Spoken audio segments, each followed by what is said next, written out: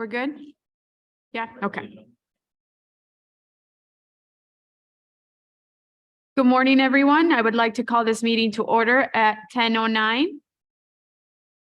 Before we get into the full meeting agenda for the September 2023 Chicago Plan Commission meeting, I want to quickly provide guidance to those who want to provide testimony on the cases presented for public hearing today.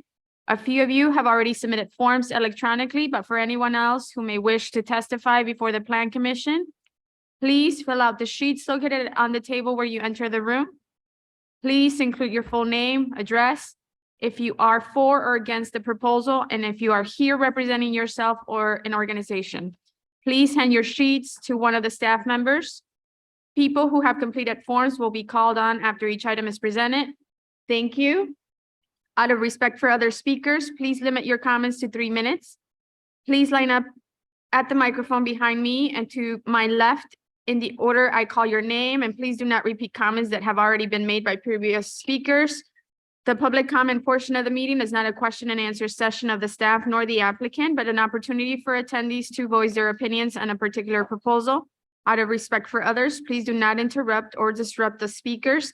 Any individual who disrupts the presentation or any subsequent comment session may be asked to leave the council chambers, or if necessary, may be escorted out by security.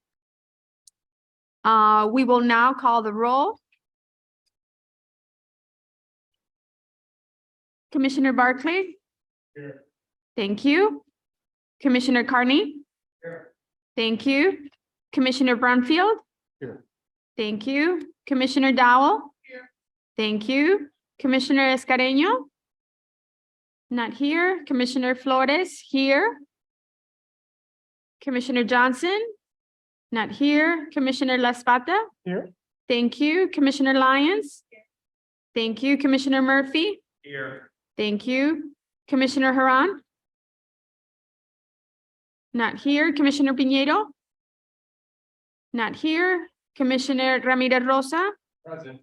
Thank you. Commissioner Reyes? Present. Thank you. Commissioner Soto? Thank you. Commissioner Cicho Lopez? Here. Thank you. Commissioner Esposato? Not here. Commissioner Tillman? Not here. And Commissioner Villegas? Thank you. We will now approve the minutes from the August 17th, 2023 regularly scheduled Plan Commission meeting. The minutes were distributed prior to today's hearing. Do I have a motion to approve the minutes from the regularly scheduled meeting of the Chicago Plan Commission held on August 17, 2023? Commissioner Laspada, so moves. Thank you. Motion by Commissioner La Espada. Do I have a second? Commissioner Lyons with the second. Roll call vote. Commissioner Barclay? Yes. Thank you. Commissioner Carney? Yes. Thank you. Commissioner Brumfield? Abstain. Thank you. Commissioner Dowell? It's for the minutes. Thank you. Commissioner Flores is a yes. Commissioner La Espada, can you Yes. confirm? Thank you. Commissioner Lyons, can you confirm? Thank you. Commissioner Murphy? Yes. Thank you. Commissioner Ramirez Rosa? Yes.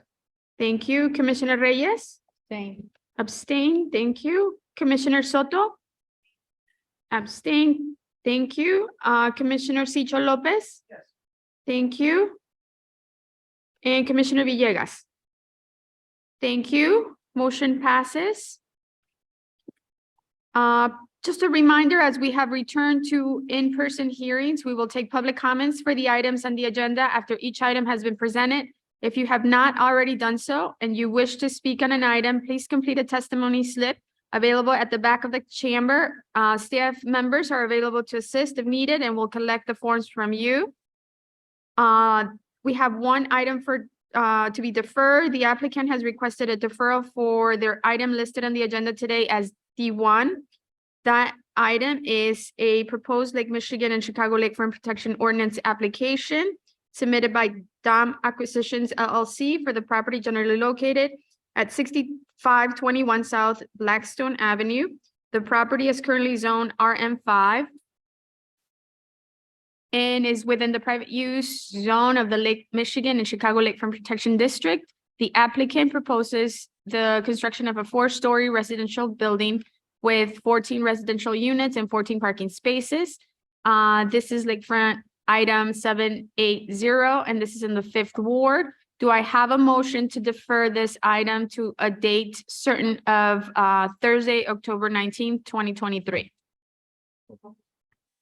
Motion by Commissioner Brumfield. Do I have a second? Second by Commissioner Lyons. Thank you. Roll call vote. Commissioner Barkley. Thank you. Commissioner Carney. Yes. Thank you. Commissioner Brumfield, can you confirm? Yes. Thank you. Commissioner Dowell. Yes. Thank you. Commissioner Flores, yes. Commissioner La Espada. Yes. Thank you. Commissioner Lyons. Thank you. Commissioner Murphy. Yes. Thank you. Commissioner Ramirez Rosa. Yes. Thank you. Commissioner Reyes. Yes. Thank you. Commissioner Soto. Thank you. Commissioner Sicho Lopez. Yes. Thank you. And Commissioner Villegas. Thank you. Motion passes. Next on the agenda are matters submitted in accordance with the Interagency Planning Deferral Act. Do I have a motion to approve item number 1 under the acquisition heading and items 2 through 4 under the disposition heading? Thank you. Motion by Commissioner Lyons. Do I have a second? Second. Second by Commissioner Reyes. Roll call vote. Commissioner Barkley. Abstain. Commissioner Carney. Yeah. Recusal. Okay. So Commissioner Barkley, a recusal for this. Commissioner Carney. Yeah. Thank you. Commissioner Brumfield. Yeah. Thank you. Commissioner Dowell. Yeah. Thank you. Commissioner Flores, yes. Commissioner La Espada. Yes. Thank you. Commissioner Lyons. Commissioner Murphy. Yes. Commissioner Ramirez Rosa. Yeah. Thank you. Commissioner Reyes. Yes. Thank you. Commissioner Soto. Commissioner Sicho Lopez. Yes. Thank you. And Commissioner Villegas. Thank you. Motion passes. Now we will move on to the public hearing presentation portion for matters submitted in accordance with the Lake Michigan and Chicago Lakefront Protection Ordinance and or the Chicago zoning ordinance. The first item today is D2. With a reminder that item D1 was previously deferred. A proposed amendment to plan development number 1468 submitted by 800-816 Westlake Fee Owner Ill LLC for the property generally located at 200-208, 222 North Halsted Street, 800-818 West Lake Street, 801-811 West Fulton Market, and 224-232 North Halsted Street. The applicant is proposing to rezone the site from PD number 1468 and PD number 1277 to a DX10, a downtown mixed-use district, prior to reestablishing PD number 1468 as amended. The amendment would establish 2 new sub-areas labeled as A and B. An existing 7-story masonry building will remain in sub-area B. No physical improvements are contemplated to the existing building. The amendment would allow the construction of a 415-foot tall building with 406 dwelling units, ground floor retail uses at great landscape area, and 102 accessory vehicular parking spaces with accessory and incidental uses within sub-area A. The overall project FAR will be 12.70. This is application number 22100, and this is in the 27th ward. Fernando Espinosa will provide the context overview and present the proposed plan. The record, Fernando Espinosa with the Department of Planning and Development, City Planner with the Central Region. With me today are members of the development team who will be available to answer questions from the commission after today's presentation.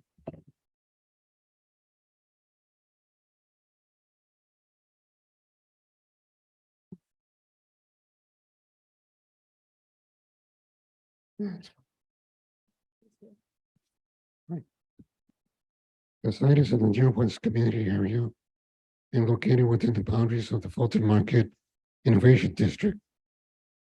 The Fulton Market Innovation District was approved by Chicago Plan Commission in February of 2021. According to CMAP, data from 2020, the total population for the Dearborn's community area is 67,881 people. The median age is approximately 31.7. Now we'll turn over the presentation to Carol Stubblefield, who represents the applicant. Ms. Stubblefield.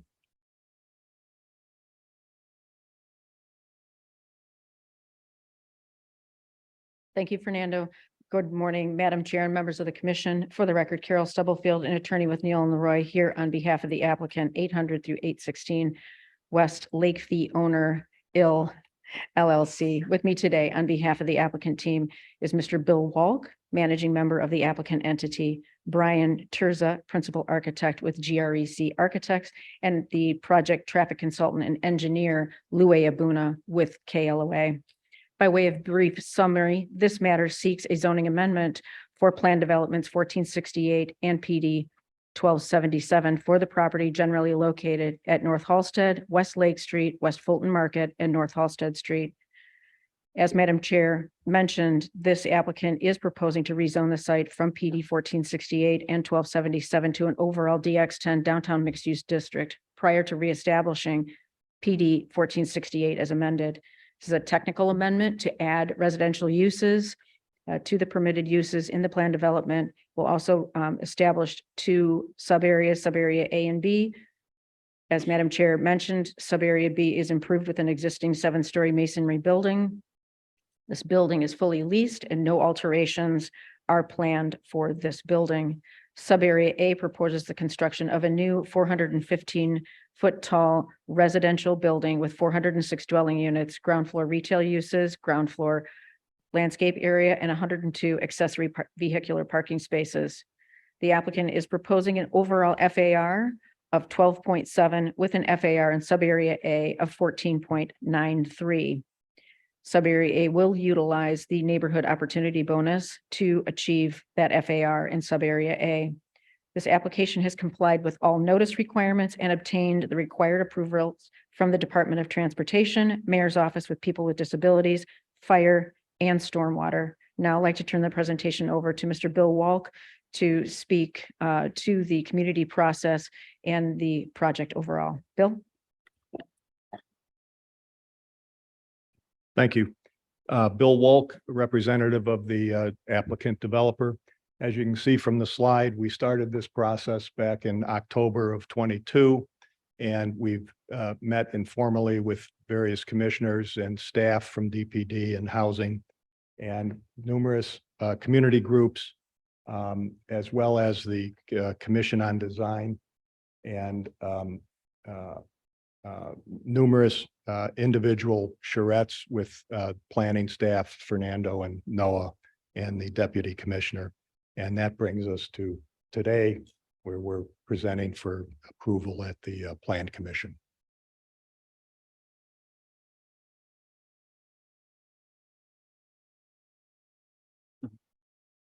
Good morning. My name is Brian Terza. I'm an associate principal with GREC Architects, the design architect and architect of record for the project. Thank you to the commission for the opportunity to present this project this morning. Our project site is surrounded by adjacent PDs, downtown usage, and commercial usage. Our site is at the prominent intersection of Lake Street and Halsted Street. It's a unique site where the Chicago Green Line and Pink Line L tracks are located. We also have a unique proximity to I-9094, which opens up the visibility to and from the loop. The next two slides depict the context of the surrounding area. And this is an aerial image of the site where the primary development is occurring. Our site has a great transit score. within proximity to the Morgan Green Line, Pink Line stop, as well as several bus routes. Our project has followed the West Loop design guidelines and the Fulton Market Innovation Plan. And for the big picture numbers on our project, we have a DX10 underlying zoning, and max FAR of approximately 376,000 square feet. Residential usage, 36 stories, 415 feet, 406 residential units, 102 parking spaces, and a 1-to-1 bike parking count to match the 406 residential units. Our project is below the average height for the adjacent proposed, approved, and under construction projects in the vicinity. This is further depicted in elevation, where you can see it is below the average height. And even when extending the boundary out to the greater West Loop area, you can see that our building height fits well within massing context fits well within the neighborhood of the West Loop. Our project design goals focus on emphasizing verticality, creating iconic architecture, compelling facade design, and establishing this project as a beacon on the border of the West Loop. You can go to the next one. Our project emphasizes the verticality of the tower by extending the facade expression throughout the height of the high-rise building, from the tower down through the podium. That gives a perception that the building is taller by creating a singular expression throughout the height of the high-rise, rather than having a tower that lands on top of a podium with a separate expression. The project also introduces vertical mullion fins along the facade at strategic points and heights, aligning with geometric inflections at the corners. This again emphasizes the verticality of the project and gives movement to the facade.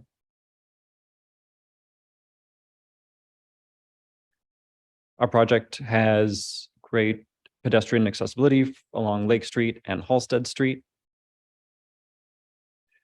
This is a depiction of the Lake Street podium with the L structure in front. The view is heavily blocked from across the street. So for legibility, we have that version where the L structure is turned off in this view. We have emphasized the residential entry in a double height, heavily glazed double height space. We have also introduced a two-way porte cochere with a drop-off zone to bring traffic off of the busy adjacent streets and alleviate traffic concerns by bringing those cars onto the site. Both the porte cochere with a two-way drive aisle and drop off, as well as the residential entry and the remainder of the Lake Street and Halsted Street frontages will be thoughtfully lit to provide activation, a sense of welcome, and safety. The double height porte cochere space will be as well as the adjacent residential entry will be a focal point of the Lake Street facade. The light fixtures within the porte cochere space will provide a point of interest during the day as well as during the night. And then we will also create a feature wall adjacent to the property to the west. We have proposed to pull our western podium facade several feet off of this adjacent property in order to allow light to filter into the porte cochere space and illuminate the trellis structure and create an interesting light pattern on the porte cochere paving. A view from the corner of Lake Street and Halsted Street shows that we will have both parkway planters on Lake Street, as well as a number of trees on our open space at the Halsted Street frontage. The Halsted Street open space, which is approximately 2,400 square feet, is organized, the landscaping is organized with the building geometry. And here's some conceptual images for that landscaping and that living wall, feature wall at the porte cochere.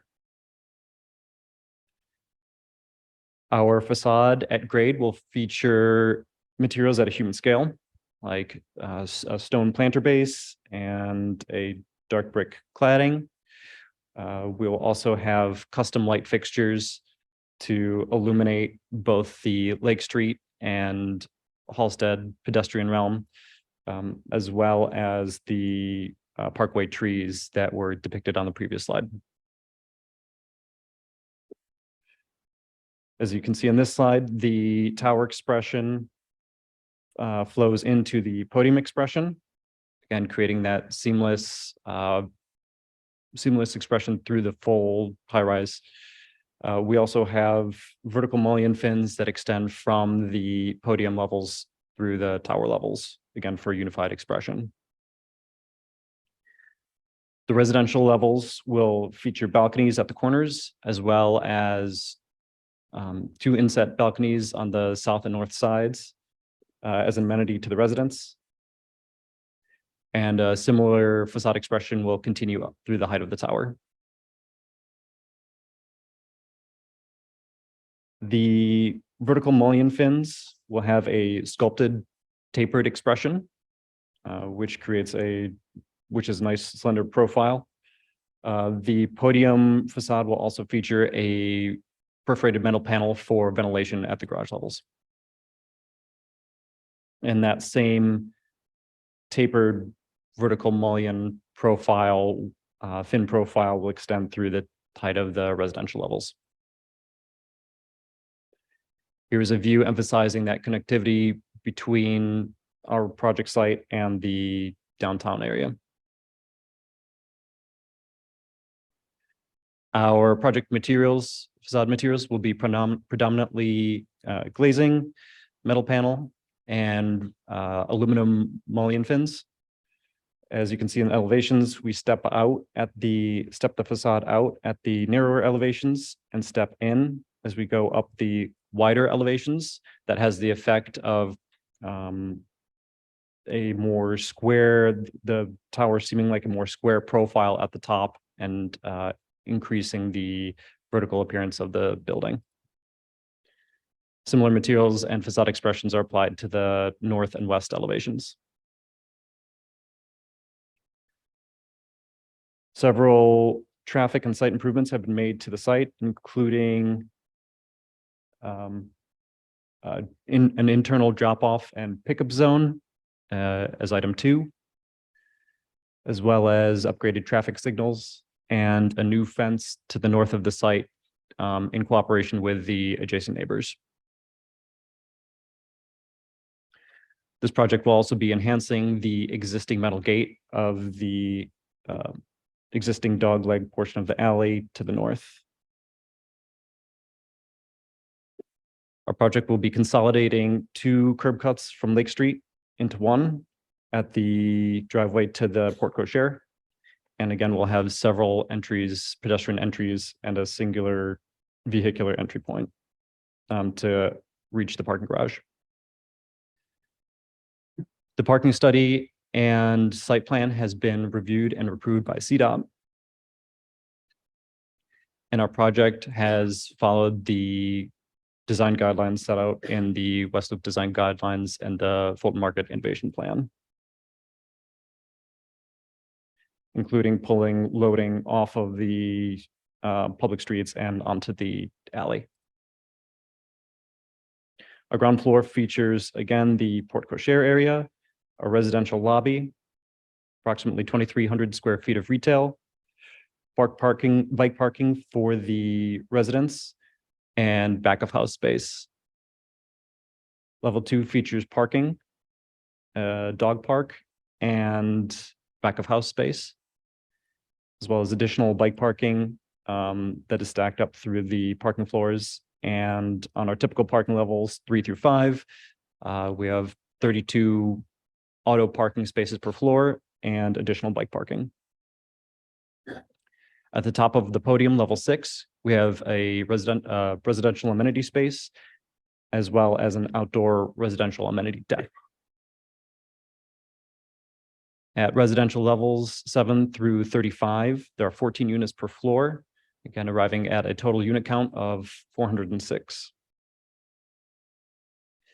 And at the top of the high-rise will be a residential amenity deck, again, with an outdoor terrace for the residents.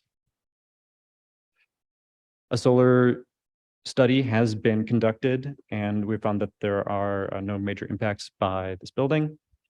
And we've also considered the city's 100-point sustainable development policy and have a path toward achieving those points, including achieving a Green Globes certification. Our project has been in collaboration with the Stormwater Management Department and will achieve compliance with their regulations. And now I'll turn it back over to Bill Walk with Ascend.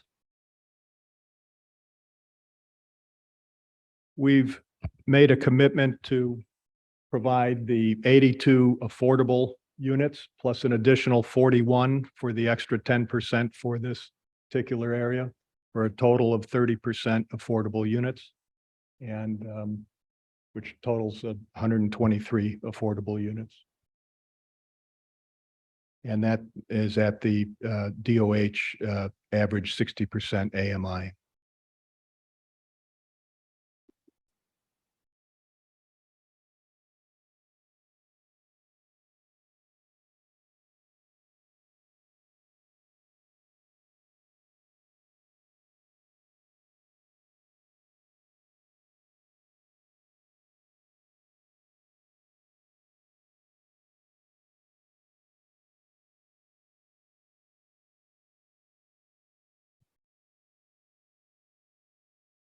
In terms of the bonus payment, it's approximately $2.2 million, and of which 1.7 million, it goes to the Neighborhood Opportunity Fund, and approximately 221,000 each to the Local Impact Fund and the Cities Adopt a Landmark Fund.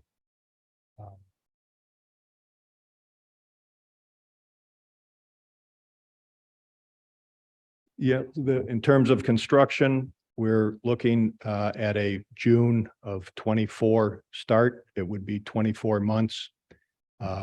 It's approximately a $230 million TDC, total development cost.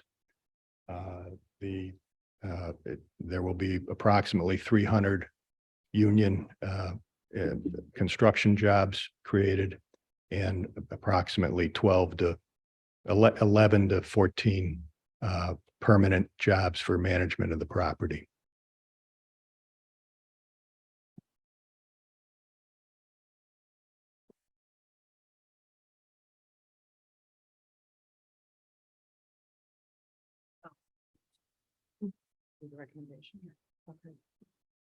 That completes our testimony this morning and presentation of the proposed project. I'll now turn it over to Fernando Espinoza to make the recommendation of the Department of Planning and Development. Fernando?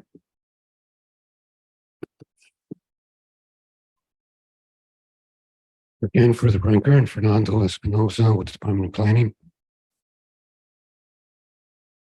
The Department of Plan and Development has reviewed the submitted materials and has concluded, and this proposal is appropriate for this site and supports the amendment for the following reasons.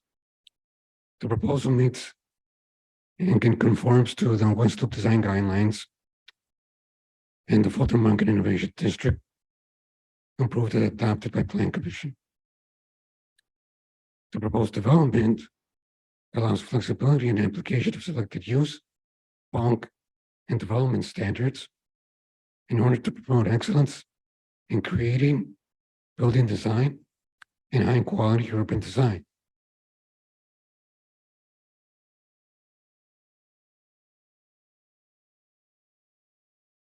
Was development complies with the standards and guidelines of section 17-8, 0900, A and B, the proposed development is compatible with the character of the surrounding area in terms of use, density, and building scale.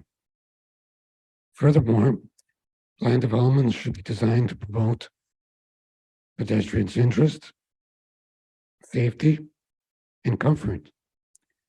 Buildings should be located abutting the street frontage. Primary pedestrian entrances should be active uses adjacent to sidewalks and sidewalk level and buildings, as evidenced by the design of the building and the residential entrance. Finally, please refer to the department's staff report for further details of the proposal. Based on the foregoing, it is the recommendation of the zoning administrator and the Department of Planning that the application to amend plan development 1468 be approved and recommended to the City Council Committee on Zoning, Landmarks, and Building Standards. A passage recommended. This concludes the department's presentation. Staff of the development team are available to answer questions. Thank you very much. Thank you, Fernando. Let the record reflect that Commissioner Rosas Carreño is in attendance. She would also like to record a yes vote for the previous omnibus item. Thank you. We also have one speaker signed up to speak on this item. That is Mr. Butler Adams, and he's for this proposal. If you could come up to the microphone.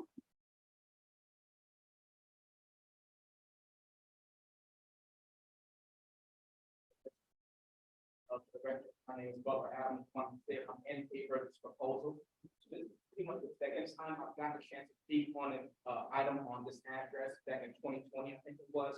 A hotel was proposed at this site of 800 West Lake. It's going to rise about 265 feet tall. Didn't happen. This proposal is now on the book, so I am in favor of this proposal and design. The only drawback that I have with this particular design, there was a public meeting on the 6th of September, is between that meeting and the committee on design, the facade tones on the building had changed. And I personally I think it came from a planning. It's kind of been dumbed down a little bit. The previous rendering and renditions of the building had kind of a gold tint to the building, and brought my own laptop here to kind of show it because I don't know if the developers have their own rendering on hand, but I think that the previous color of the building was better than the current colors, because right now it's just kind of blending into everything else that's been built in the area over the past few years. So to make it kind of stand out, I hope there's some consideration about perhaps maybe going back to the golder tint instead of what you all have right now, because that does not stand out as much as this does. That's my opinion, but you know, I'm not an architect, I'm not on plan commission, but that's what I think about it. Otherwise, I like this project. And to address Alderman Burnett at the meeting, he called me kind of a dictator because I like tall buildings, and I don't care if people don't like tall buildings, especially if they live downtown. So I'm not a dictator, I just have a vision. So I hope that you're more visionary like I am. And maybe one day, you know, I'm 5'4", so when someone 6 feet tall comes next to me, I don't kick them in the shins to bring them down to my level. Have some variations in height. That's just on me. When we come to that project that I'm talking about, which is 420 May, I'll bring that up again. But for this project, I like it. It's an enhancement. So hope you can get it done. Thanks. Thank you, Mr. Adams. Do the commissioners have any questions of the staff or the applicant? Commissioner Reyes?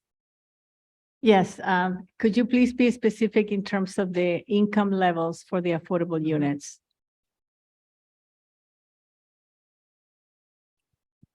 Yes, we would conform to the average 60%, and there's a percentage of X number of units that are available to 40% AMI, X percent that are affordable to 50% AMI, and then all the way up to 80%, but the average would be 60%. Yeah, I understand that. The average AMI is, I think it's 84,000 in the city of Chicago. Yeah, no, I understand that. So I will appreciate if you can follow up and provide that in writing. Sure. Thank you.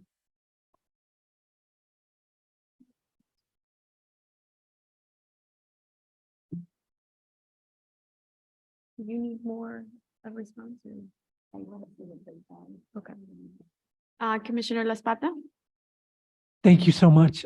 Just a few questions, if you don't mind. So on one of your slides, we talked about this being 30% affordable. And I saw 80-something units under the ARO.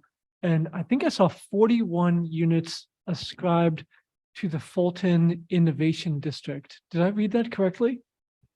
I'm curious how the Fulton Innovation District functions as an enforcement mechanism for the affordability of those units. I hadn't seen that before. Could someone explain that to me?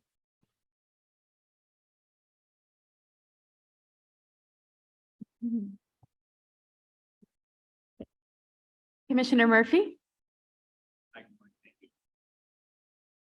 Hi, good morning. Thank you, Patrick Murphy with the Department of Planning. This is the, I guess, the evolving commitment that was made, starting with the previous administration with Commissioners Cox and Navarra from Planning and Housing regarding a pursuit of additional affordability within areas subject to TIF in the Fulton market. Just as a result of meetings yesterday and this morning with Alderman Burnett, the applicant has agreed to work with the city to pursue a greater obligation beyond just a commitment to do it, but to actually provide the additional units, of which we are going to proceed with discussions with the law department and ultimately with the administration and council to see if there's an agreement that can be reached. I'm sure the alderman will speak more to it, but this was just a product of discussions within the last 2 hours. Is there, sorry. I don't want to, Alderman Burnett, if I may ask your pardon, is there more to add on that? In 1, 2. Yeah, so you must be a mind reader, man. So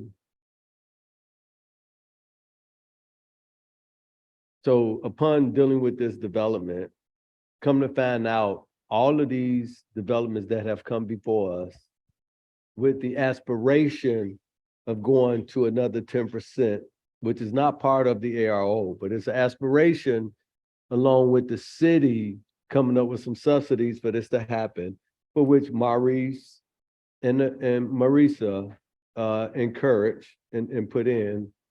We haven't, any of those other buildings that we voted on have committed to those aspirations because the city hasn't committed to their part of the aspiration where they're supposed to subsidize. So my whole discussion this morning was that we need to change something because as far as I'm concerned, it's a hoax. If we've been pushing this and people assume that they're going to aspire to go to the 30%, and the city's not even keeping their part of the bargain, right? So I challenge planning and housing today, and we're going to be challenging the finance department and also the administration to make sure that we don't give the developers an excuse not to do the 30%. You understand what I'm saying? Because we have been giving them an excuse not to do the 30% because we haven't been coming up with our portion, our commitment to subsidize for them to go to that aspiration. And this only has to do with the Fulton market, right? It doesn't have to do with anything else in the city.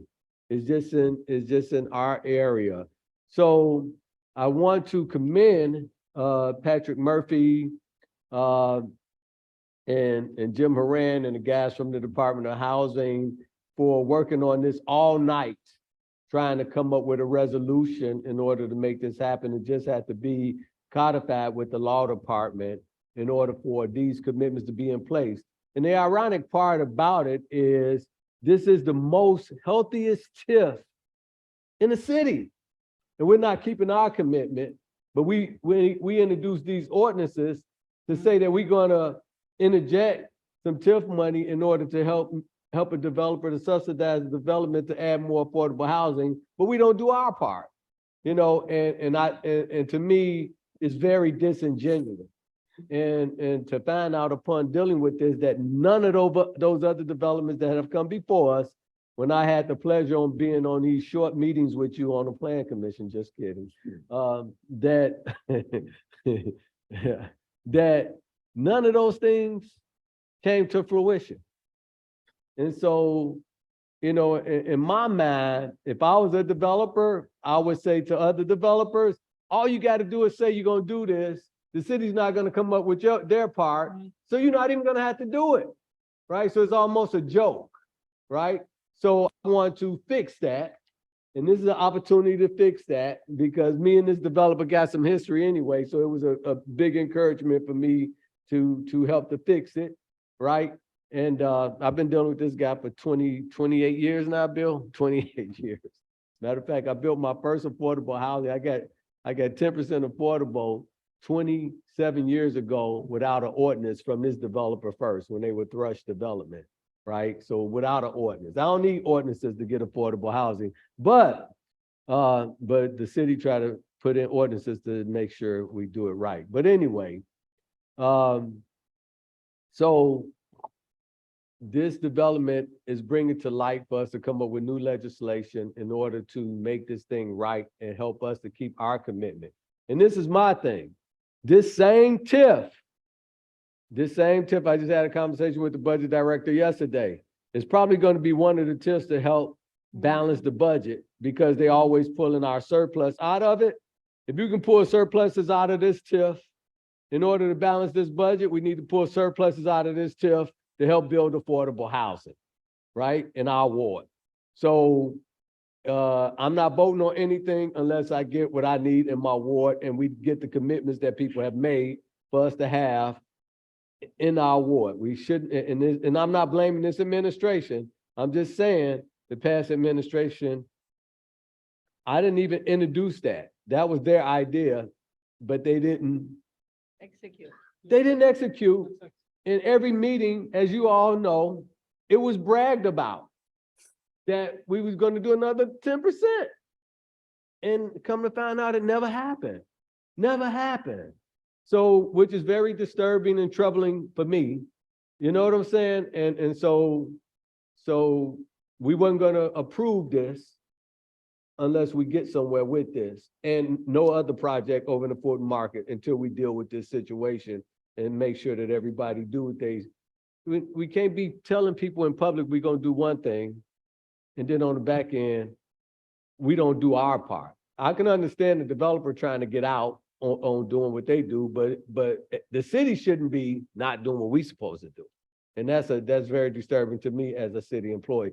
But I want to commend Patrick Murphy, who really tried to figure, and Tim Jeffries and all the other guys in planning and housing for trying to figure out a way to make it work. Now we just got to get the law department to sign on to it. And so what they're presenting today is that we do this passed, but they got 6 months to make it happen.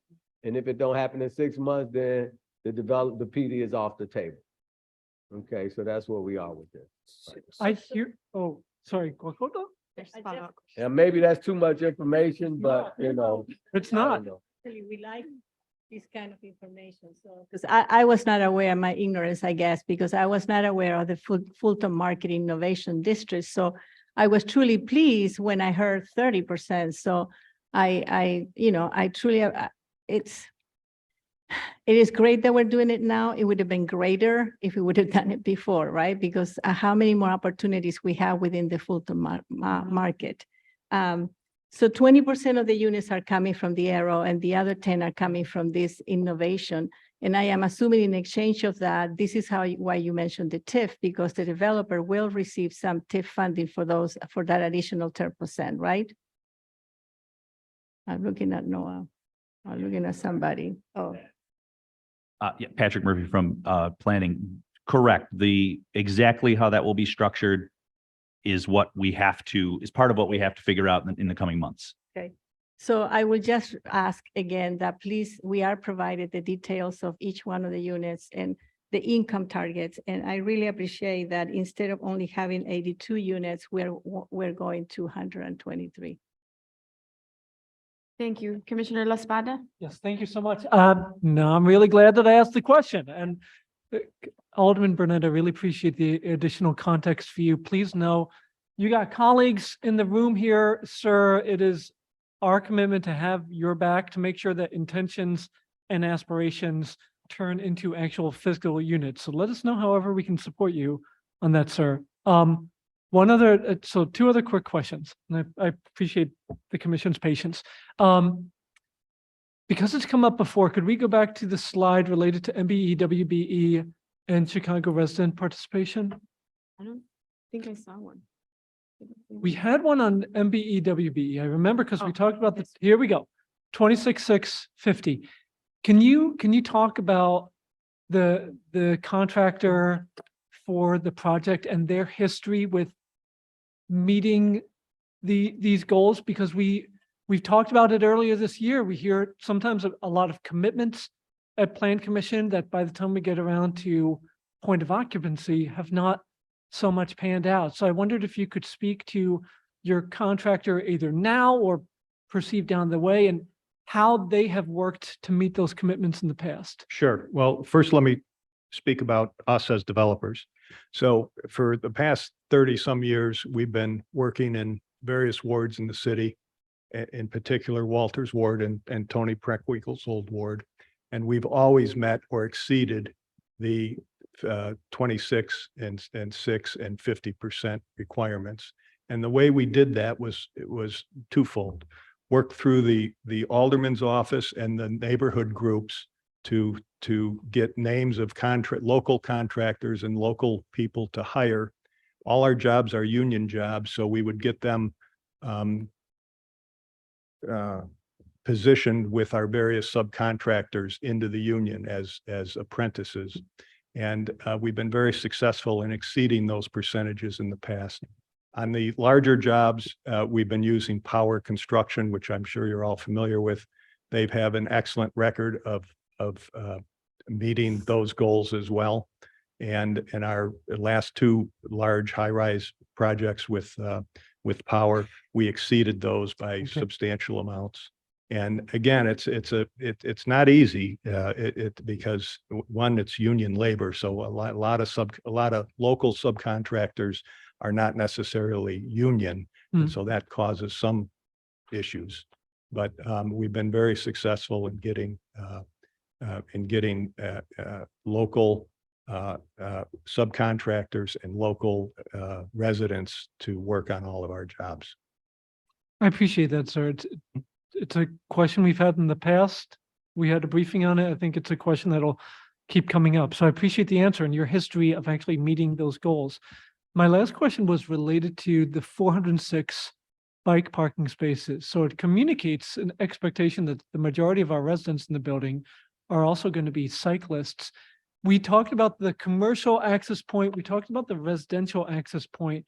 How do we imagine that our cyclists who are also residents are going to engage with the building? Halsted, not only is always the friendliest street, I think Lake Street currently is a buffered bike lane until it becomes protected further down on the west side. But how have we thought about that kind of access? Brian Terza with GRC Architects, the architect for the project. We have a prominent bike storage room entrance right off of Halsted that, because it is off of the open space on Halsted Street, provides a bit more of a buffer than your typical a typical narrow 6 foot wide sidewalk. It's set back in off of the public right of way into to the site and off of that open space area. And then there will be direct access to from there to the elevators to go up to the other podium levels 2 through 5, where there will be bike storage racks throughout. And where is there a way for you to point out where the access point is on the street level for your cyclists? I only ask because it was put forward as a prominent mode of mobility for the residents. At this location off of Halsted Street, there's an entrance into the bike storage room. Through the commercial entries? I only see the commercial entries. It's the residential entry I see right there. Okay. So Yeah, that this is, would actually be solely, this entry point right here would be solely residential. okay. The two commercial. I don't think we can see your cursor. I can't see. Yeah. Oh, apologies. Sorry, we should have a pointer. The purple space or maroon space is solely for residential access only. that will be a residential door. The commercial access points will be to the south of that in the green retail space only. And then there will be access through the bike room to the residential elevators to take up to the parking levels. Okay, I appreciate it. So I can imagine that folks would get, because we do have a protected lane on this one stretch going over the bridge on Halsted. So our anticipation is people would pull off at the alley and go in that residential entrance. Does that sound accurate? Alley or proceed to the corner of Lake and Halsted and double back to the bike room. Okay, understood. I hope you continue to push us on this. I know that CDOT is doing a transportation study for the Fulton Market area. In the last few months, we've probably added just as much bike parking as we have housing units, and we need to make sure that we're commensurately coming up with the infrastructure that makes that a safe, comfortable experience for your residents. So I appreciate it. Thank you, sir. Thank you. Thank you, Commissioner. Commissioner Murphy? Yes, could I just ask you to go back to the affordability portion, just to clarify the percentage spread of AMI for the units that'll be provided? Thank you. Talking about the income rates. Yeah, yes, correct. Correct.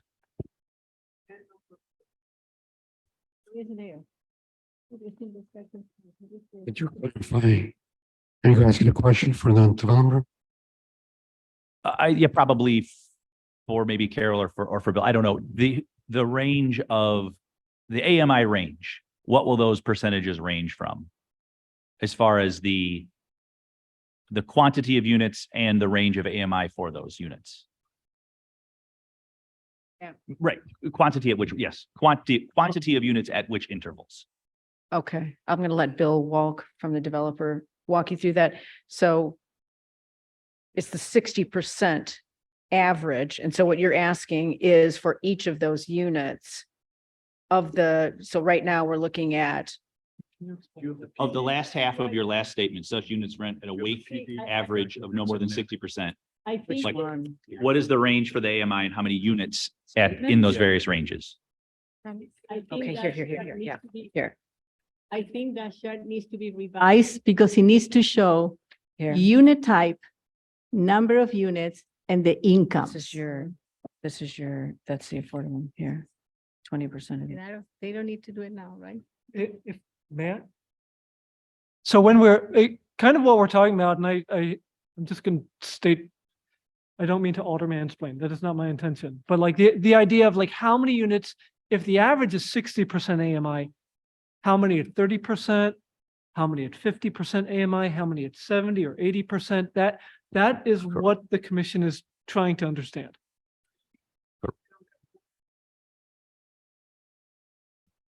Okay, so of the units, at 1/3 of the units would be affordable to households at 50% or less. 1/6 of the units would be affordable at levels of 40% of AMI or less. And the other units, maximum income. At least 1/3 for 27. Yeah, 50%. at 50%. And the rest would be not to exceed 80%, so that the average between those categories averages 60%. And I don't have the income levels, with me now, but it's the standard, based on the AMI of 84,000, whatever, 40% of that would be. Yeah, I mean, we are asking for the income for the area medium income AMI. So it's not the precise dollar amount of the income, but I think the chart could be more precise when you said how many actual units, what is the unit type, and what is the income that you're going to target? 40%, 50%, 60%? Yeah, the Department of Housing had us fill out a chart. Yeah. For every unit, which we can send you. Okay. And it has every specific unit with the dollar amount on there Thank you. based on these percentages. And that's part of the actual PD document that is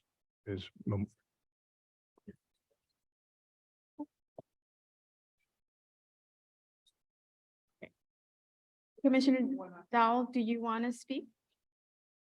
The former commissioner just asked what I wanted to ask, which is, the detail is not evident here, and I think we're looking for unit types.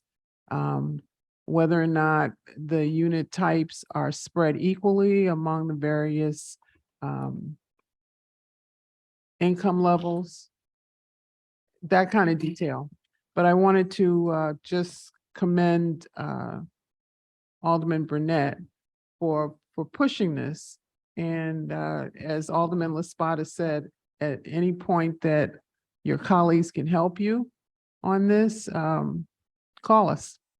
We'll be there. Is that coming from the finance chair? Yes, because your TIF is very generous. Thank you. Good. Commissioner Brumfield? Do have two comments. One, I do want to commend the architect and the developer for taking the feedback from the committee of design. I think it is actually an improved building. I know that was somewhat of a rough session to sit through, but I do think it's your changes that you made, and you've done it in a pretty short period of time, should be acknowledged publicly. So I do appreciate that. I do want to piggyback though on maybe this is a question for DPD, but given the conversations that we've been having the last 20 minutes, I'm wondering if we should have a requirement that actually spells out the specifics in your presentation of the AMI breakdown for the affordable housing, because that's where you see a lot of the concern and the questions that we do have as a commission. And also, respecting Alderman Burnett, I'm sure, who's been at it here not only for years, but pretty seriously the last few hours. It really would be helpful to have that detail, so we can have a better understanding of actually where your target's at, what your AMI breakdown is. It just is really helpful for us. Yeah, and I think Commissioner Murphy would like to respond to that. Sure. No, that's a good, fair comment. We can work with Department of Housing to have more detailed affordability slides going forward to spell that out. Thank you. Mhm. Well, I think we all agree on that. Noah, yes? Chairman, I would just recommend, can we ask the developer for the members of Plan Commission, can we have you agree that you'll send us the details through the Plan Commission, and I can distribute it to all the Plan Commissioners once you have the unit breakdown and the detailed rent amounts? Yes. Thank you. Thank you. Commissioner Lyons? Just curious, and again, you commend Commissioner Burnett or Alderman Burnett on this. Will what we referenced on the 10% be referenced in the PD statements that will sort of move through the process, or is that kind of a separate piece? Commissioner Murphy? Okay, just to be clear, we're hoping that this can be something we can proceed with. And then if it is, if we can find agreement, council, Department of Housing, Law Department, Administration, if everyone can come to an agreement on that next step, then yes, we would look at putting that forward as a template version of what the ARO and TIF obligations could result in for this specific portion of this TIF in Fulton Market. So that there are a lot of ifs in there, but yes, the idea is to see if there's a pathway to take this to a more solid level. And that's what we're hoping to be able to proceed with after the discussions earlier this morning. Commissioner Escareno? I'll just make a quick reference, and actually Commissioner Laspada referenced it. I think just in areas where dense, certainly appreciate the amount of efforts that you're making to making it friendly to cycling and really reducing some of the emissions, specifically in some of these dense areas. And then also just highlighting the continued efforts to support more green in these areas, specifically because of the density, the amount of traffic that's there. So anything that could be done to continue to be thoughtful around, I saw that there were 6 trees that were going to be planted. Certainly, a good effort, would like to just continue to encourage more of that. And I'm very happy to hear, and certainly congratulations to Alderman Burnett for all that he's doing on these issues. And I was going to actually, Commissioner Rumsfeld spelled out, I think it would just make it so much easier for us to just see a PowerPoint or a grid that kind of spells that out. And I think it just takes the mystery out of a lot of these questions, but great job just really adding to the affordability specifically in these very dense areas, so that we can have much more diversity in all neighborhoods, but specifically these that have high growth. So commend you, Alderman, for your efforts as well. Thank you. Any other comments from the commissioners? No? Alderman Burnett, would you like to speak any more on this item? Sure. Thank you very much. Thank you, commissioners. First of all, I want to commend you all on all of your long, hard work that you do in this committee. Being a former commissioner, I know sometimes it takes all day. Thank God there's only one thing on the agenda. Is it one thing on the agenda today? So we're not going to prolong this any longer. But thank you all for your long hours and your commitments on this committee. Being a former commissioner, I know how it is. So thank you all very much. So again, I want to thank the Department of Planning, Department of Housing, Transportation, and everyone that's been involved. This developer has had gone to the community organizations in the area, the West Central Association, and also organization called Now. Basically, it's an amendment to the plan development. It's not a new PD, it's an amendment to the plan development. So one of the things that I mentioned to them was, go just ask the community organization, see if they want to have another meeting. If they don't, we don't have to. If they do, you have to. The organization, West Central Association, say they were cool with it. They didn't have to have another meeting. Now said they had to have another meeting. We had a meeting. Coincidentally, it was the same day as the one of the migrant meetings, but they had another meeting, had it on Zoom. Now still wanted more information. We encourage the developer to continue to talk to Now to try and work it out.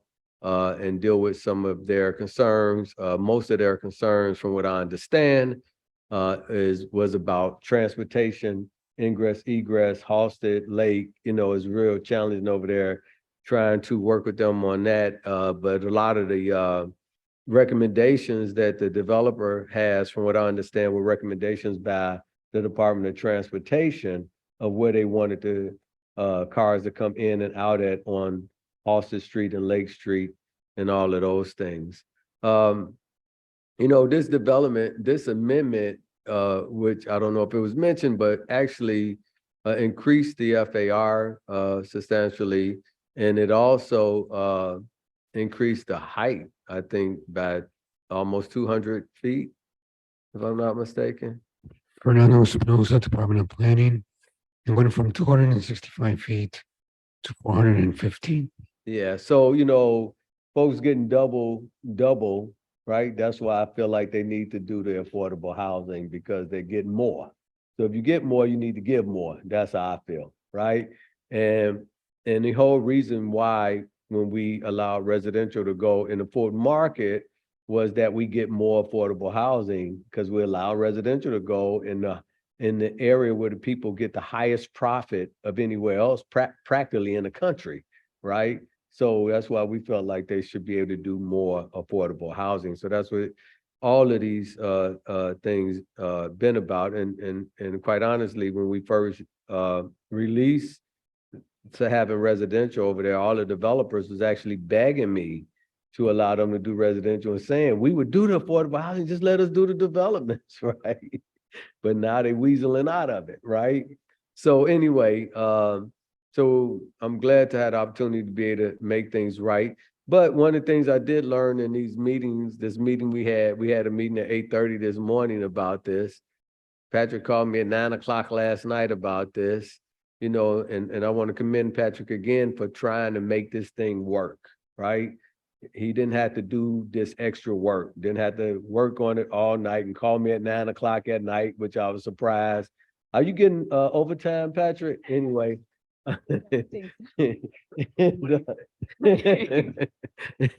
But I want to commend him and Tim Jeffries and everybody for working on that. And you know, from the meeting I had this morning, I learned some things from Bill, who I've been knowing for a long time. That's why he called me Walter. Is that, you know, they talking about IRR, which is the investors' return on, what is it? IRR in his investment.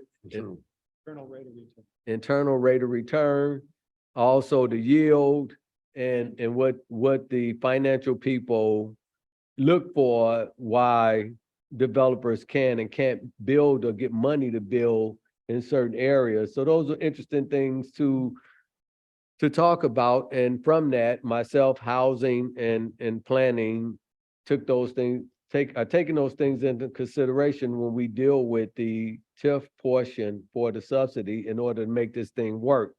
So the other thing that we learned from this developer is that he has a financial component, which is a conglomerate of unions, right? A conglomerate of unions are investing in this, but it's really a REIT, and they have certain standards that they have to go through before they figure out who they're gonna get the money to, or if they're gonna invest in something, and all of those things, which is very interesting.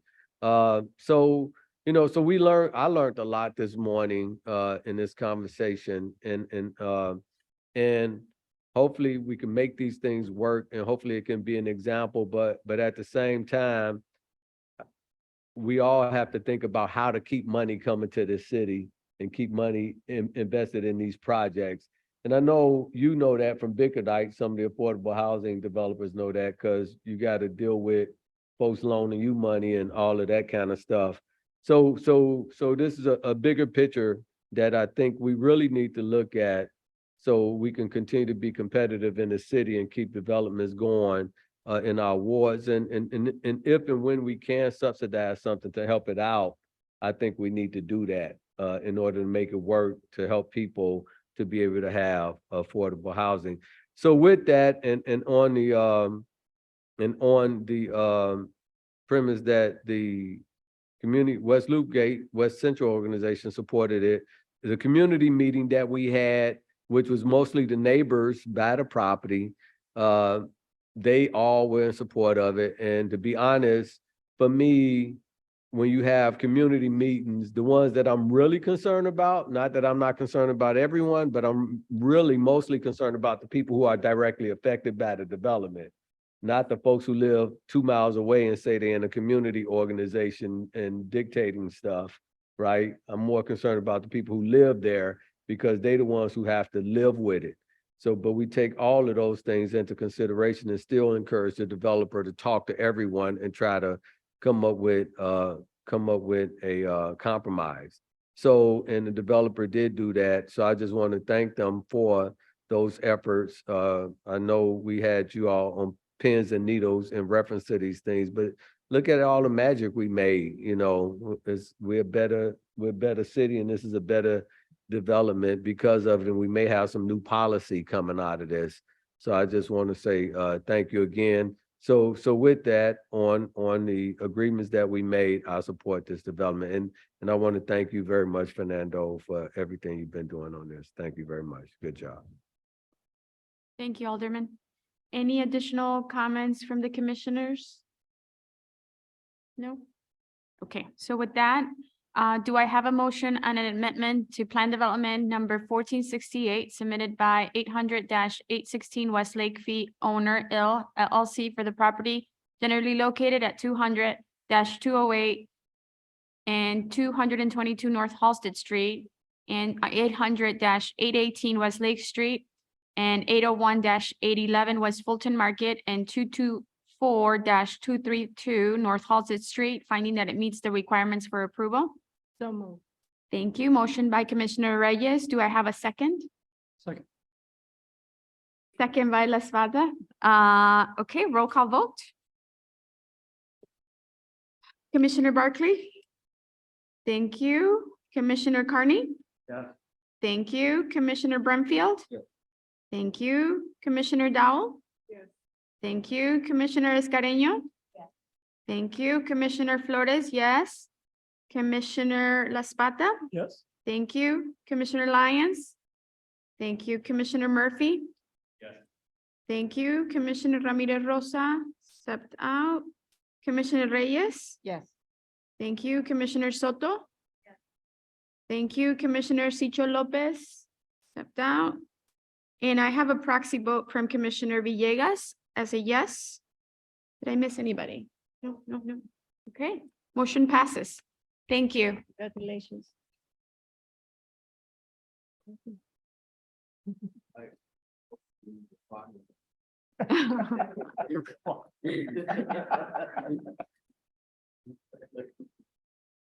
Okay, there are no informational presentations this month.